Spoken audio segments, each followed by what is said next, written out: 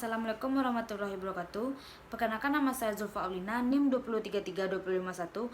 Materi minggu kedua pengertian administrasi pendidikan, fungsi dan proses administrasi pendidikan, tujuan administrasi pendidikan, pentingnya administrasi pendidikan, ruang lingkup administrasi pendidikan.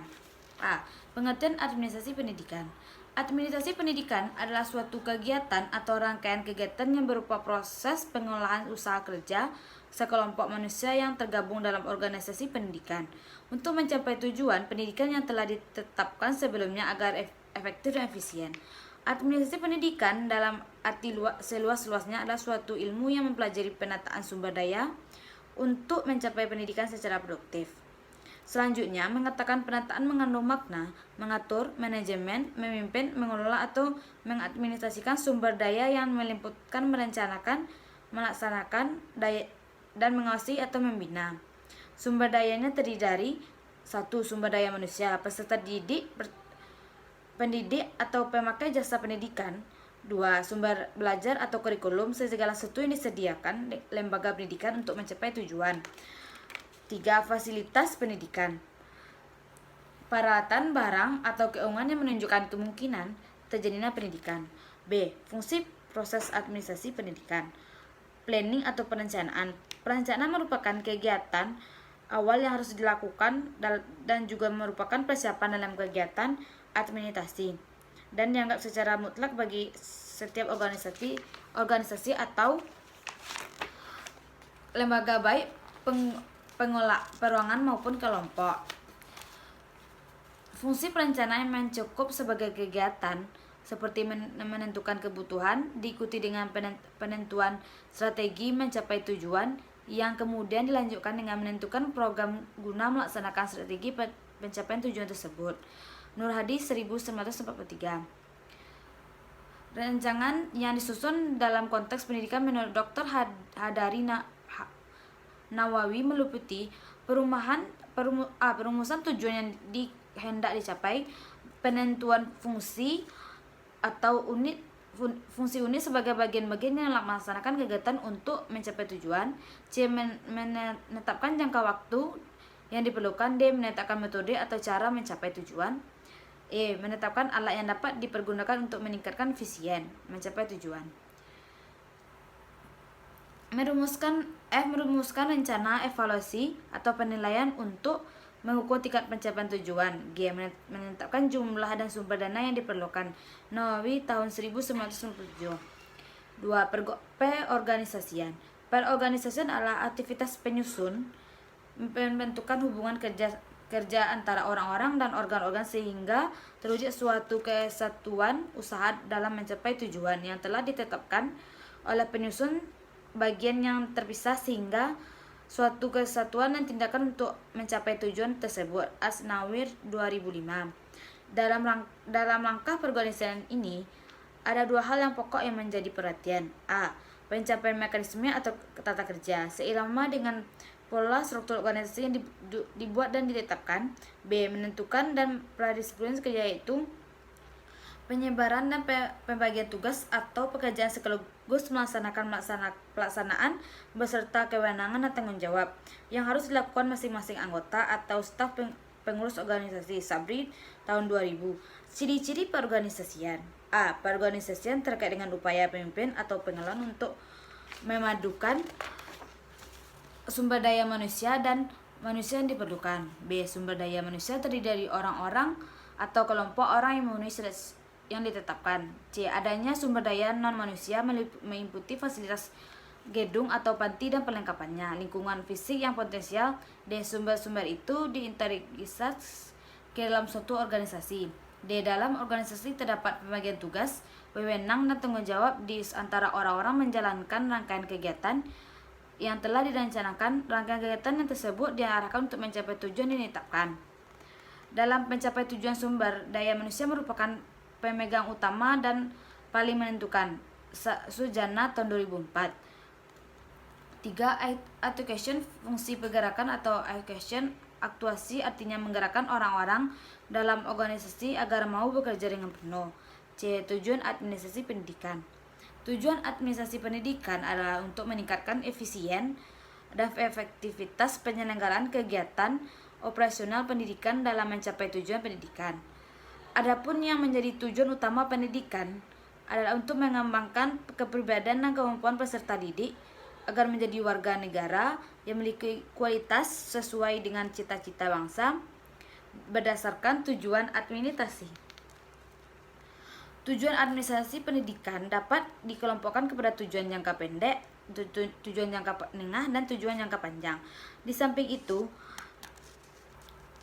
secara operasional, administrasi pendidikan bertujuan 1. Memudahkan pekerjaan administrasi dalam bidang pendidikan, memudahkan pelaksanaannya, memanfaatkan potensi manusia dan material yang diharapkan agar dapat menghasilkan keputusan-keputusan administrasi dalam bidang pendidikan yang sifatnya realistis, kolektif, dan sehat untuk mencapai penyelesaian masalah. Administrasi dalam bidang pendidikan yang dihadapi 2. Mencapai iklim rohaniah, psikologis, dan sosial dengan memperhatikan dan memupuk kejujuran, amanah, keikhlasan, dan bekerja. 3. Meningkatkan moral dan semangat kesetiakawanan di antara individu yang terlibat dalam kegiatan-kegiatan administrasi pada lembaga pendidikan. 4. Meningkatkan produktivitas kerja para pekerja serta memperbaiki kualitas metode dan media dalam kaitannya untuk mencapai tujuan pendidikan. 3. Meningkatkan kemampuan pekerja dan mempertinggi pengetahuan, keterampilan, dan sikap secara teratur menerus dalam melakukan pekerjaan yang diimban, mengadakan perubahan yang diinginkan dalam proses pendidikan dengan keseluruh aspek yang mendorong peserta didik dalam mencapai pertumbuhan yang menyeluruh dan utuh, serta dapat melakukan penyesuaian dalam masyarakat yang selalu mengalami perubahan. 7. Menghubungkan antara proses pendidikan dengan tujuan pembangunan dalam masyarakat, serta mempererat hubungan pendidikan dengan masyarakat atau lingkungan. D. Pentingnya administrasi pendidikan. Pentingnya administrasi pendidikan menurut Profesor Dr. Haji Asnawi adalah sebagai berikut. 1. Mengangkat derajat kinerja pekerja dan menolong mensukseskan dan memperbaiki kinerja tersebut. 2. Menciptakan iklim kerja yang baik untuk menerapkan prinsip-prinsip hubungan kemanusiaan yang sehat dengan menekankan penghargaan kepada setiap orang lembaga pendidikan yang bersangkutan. 3. Mendorong menerjemahkan, merubah pikiran dan teori pendidikan menjadi kurikulum, program, metode, media, prosedur, dan sebagai aktivitas pendidikan lainnya untuk menempuh jalan yang tepat dalam rangka mencapai tujuan pendidikan. 4. Berusaha menghubungkan, mempertemukan lembaga pendidikan dengan masyarakat ke arah pembangunan kemajuan kestabilan. Ruang lingkup administrasi pendidikan. Dr. Hadari Nawawi menyatakan secara umum, ruang lingkup administrasi berlaku dalam pendidikan meliputi bidang-bidang sebagai berikut. 1. Manajemen administrasi. Manajemen administratif adalah kegiatan-kegiatan yang bertujuan mengerahkan agar semua orang dalam organisasi atau kelompok bekerja sama mengerjakan hal-hal yang tepat sesuai dengan tujuan yang hendak dicapai. 2. Manajemen operatif. Manajemen adalah kegiatan-kegiatan mengarahkan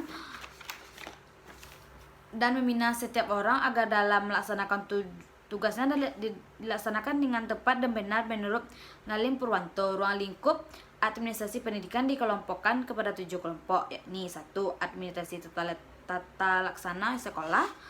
2. Administrasi guru dan pegawai sekolah. 3. Administrasi murid dan siswa. Administrasi 4. Administrasi supervisi pengerjaan. 5. Administrasi pelaksanaan dan pembinaan kurikulum. 6. Administrasi perencanaan pendirian bangunan sekolah. 7. Administrasi penghubungan sekolah dan masyarakat, kegiatan pengolahan sekolah atau administrasi sekolah. Maka ruang lingkup yang harus diketahui adalah 1. Administrasi pendidikan peserta didik. Dalam Undang-Undang Nomor 2 Tahun 1989 tentang Sistem Pendidikan Nasional, Bab 1 Pasal 1 disebutkan bahwa pendidikan adalah usaha sadar untuk menyiapkan peserta didik melalui kegiatan bimbingan atau pengerjaan dan latihan bagi tugas pada masa yang akan datang. Administrasi peserta didik adalah seluruh kegiatan yang direncanakan, diusahakan secara sengaja serta pembinaan yang kontinu terhadap seluruh peserta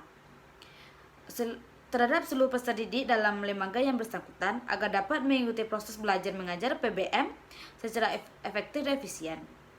Demi tercapainya tujuan, pendidikan yang telah ditetapkan secara kronologis operasional dan rentangan kegiatan dari penerima peserta didik baru sampai mereka meninggalkan sekolah. Gunawan 2019. 2. Administrasi personal. Guru-guru personal adalah seluruh proses kegiatan yang direncanakan dan diusahakan secara sengaja dan sungguh-sungguh serta pembinaan yang kontinu para pegawai di sekolah sehingga guru-guru dapat menunjang atau membantu kegiatan-kegiatan sekolah secara efektif dan efisien demi tercapainya tujuan pendidikan yang telah ditetapkan. Dalam Undang-Undang Nomor 2 Tahun 1989 tersebut disebutkan bahwa tenaga pendidik adalah anggota masyarakat yang bertugas membimbing, mengajar, dan melatih peserta didik. Jadi, guru merupakan gerakan kedua setelah peserta didik dalam gerakan ini. Juga termasuk pegawai tata usaha sehingga keseluruhannya disebut sebagai personal pegawai dan karyawan. Kata personal yang dari kata Belanda personel yang sama dengan bahasa Inggris personil yang mempunyai arti urusan atau pegawai atau kepegawaian. Adapun kegiatan administrasi personal adalah A. Pengangkatan dan penetapan guru, B. Pembentukan organisasi personal guru, C. Penanganan masalah kepegawaian dan kesejahteraan, D. Masalah kondisi dan evaluasi, E. Pembahanan pengetahuan pada guru-guru atau membimbing dan penyuluhan. Harabudin 2009. 3. Administrasi kurikulum. Administrasi kurikulum merupakan seluruh proses kegiatan yang direncanakan dan diusahakan secara sengaja dan sungguh-sungguh serta pembinaan yang kontinu terhadap situasi belajar mengajar yang efektif dan efisien dan membantu tercapainya tujuan pendidikan yang telah ditetapkan. Peserta didik dan pendidik berinteraksi melalui bahan pelajaran yang disusun dalam kurikulum. Maka gerakan yang ketiga adalah administrasi kurikulum. Interaksi antara ketiga komponen tersebut, peserta didik, pendidik atau kurikulum merupakan kegiatan yang disebut kegiatan belajar mengajar PKBM atau proses belajar mengajar PBM. Gunawan 2011. Secara operasional, kegiatan administrasi kurikulum merupakan 3 kegiatan pokok yaitu A. Kegiatan yang berhubungan dengan tugas-tugas guru. Pembagian 1. Pembagian tugas guru dijabarkan dalam suatu program pengajaran dan ketentuan tentang beban mengajar wajib bagi guru. 2. Tugas guru dalam mengikuti jadwal pelajaran. 3. Tugas guru dalam mengikuti KBM. B. Kegiatan yang berhubungan dengan tugas peserta didik. 1. Mengikuti dengan tertib jadwal pelajaran. 2. Mengikuti dan konsistensi dan konsekuen dan jadwal belajar kegiatan-kegiatan sehari-hari yang telah disusun sendiri sesuai kemampuan dan kesempatan masing-masing. Dan 3. Mengunjungi perpustakaan untuk perlengkapan belajar dan pengayaan yang diperlukan. Mengikuti kegiatan kelompok belajar untuk berdiskusi kelompok sebagai pemantapan pemahaman. 5. Mengikuti les privat. C. Yang berhubung dengan seluruh aktivitas akademik. D. Kegiatan-kegiatan penunjang PBM. 1. Faktor kegiatan fisik. 2. Faktor kegiatan non fisik.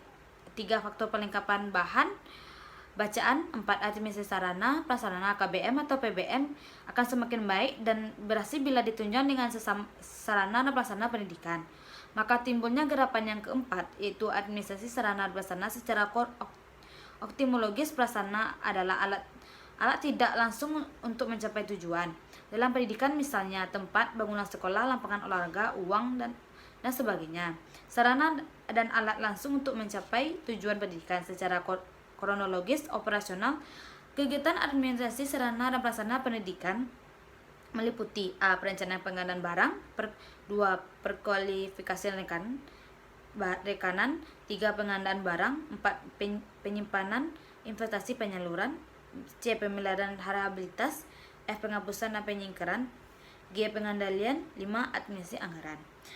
Biaya KBM atau PBM akan semakin baik dan berhasil bila ditunjang dengan anggaran biaya yang memadai. Maka timbulnya gerakan kelima yaitu administrasi anggaran biaya. Administrasi anggaran biaya pendidikan merupakan seluruh proses kegiatan yang dirancangkan dan diusahakan secara sengaja, bersungguh-sungguh serta pembinaan secara kontinu terhadap biaya operasional sekolah, pendidikan atau pendidikan sehingga kegiatan operasional pendidikan semakin efektif dan efisien dan demi membantu tercapaian tujuan pendidikan yang telah ditetapkan.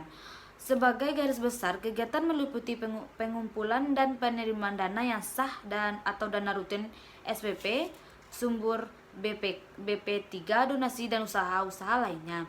penggunaan dana dan pertanggungjawaban dana kepada pihak-pihak terkait yang berwenang. Dana yang masuk itu disebut dana masukan input, yang kemudian setelah dilakukan perencanaan anggaran, budgeting, lalu digunakan dalam pelaksanaan proses operasional, pendidikan tong roput, dan akhirnya dipertanggungjawabkan sesuai ketentuan yang berlaku bersama hasil usaha output yang dihasilkan. Tata laksana atau tata usaha KBM atau PBM akan semakin baik dan berhasil bila ditunjang dengan tata laksana yang baik. Kegiatan ini sering disebut administrasi dan arti sempit atau kegiatan tertulis. Gerapan ke-6 ini yang disebut dengan administrasi tata usaha yang menunjang seluruh gerapan yang ada. Tata usaha menurut pedoman pelayanan tata usaha untuk perguruan tinggi sebagai berikut. Tata usaha adalah segenap kegiatan pengolahan surat menyurat yang dimulai dari penghimpunan, mencatat, mengelola, mengadakan pengiriman, dan menyimpan semua bahan keterangan yang diperlukan oleh organisasi. 7. Administrasi organisasi KBM atau PBM akan semakin berhasil bila seluruh kegiatan penunjang organisasi dengan sebaik-baiknya, termasuk perorganisasian yang terstruktur dan jenjang pendidikan dan sebagainya. Administrasi hubungan sekolah dan masyarakat USMS akhirnya pendidikan sebagai lembaga sosial akan semakin lancar dan berhasil dalam tugasnya, dan mendapat simpati di publik bila dapat menjalin hubungan yang akrab dan serasi terhadap seluruh publiknya. Yang disebut dengan HOSIMAS, hubungan sekolah masyarakat, sehingga kegiatan operasional pendidikan semakin efektif dan efisien demi membantu tercapainya tujuan pendidikan yang telah ditetapkan. Kegiatan ke-8 atau administrasi USMS ini pun harus senantiasa diprogramkan, dilaksanakan dan dievaluasi demi keberhasilan selanjutnya. Fungsi pokok dari USMS adalah untuk menaik simpati masyarakat pada umumnya secara publik, masyarakat terdekat atau terkait khususnya, sehingga dapat meningkatkan relasi masyarakat sekolah tersebut. 9. Administrasi supervisi pengawasan ke-8 kegerapan administrasi sekolah atau pendidikan tersebut yang telah disusun secara kronologis itu merupakan 8 kunci keberhasilan administrasi sekolah dalam melaksanakan tugas sehari-hari. Dan untuk keberhasilan selanjutnya masing-masing gerapan serta keseluruhannya harus disupervisi. Ini tugas supervisor dan pengawasan yang mempunyai kepemimpinan pendidikan. Hanya itu kesimpulan dari saya. Saya ucapkan terima kasih. Assalamualaikum warahmatullahi wabarakatuh.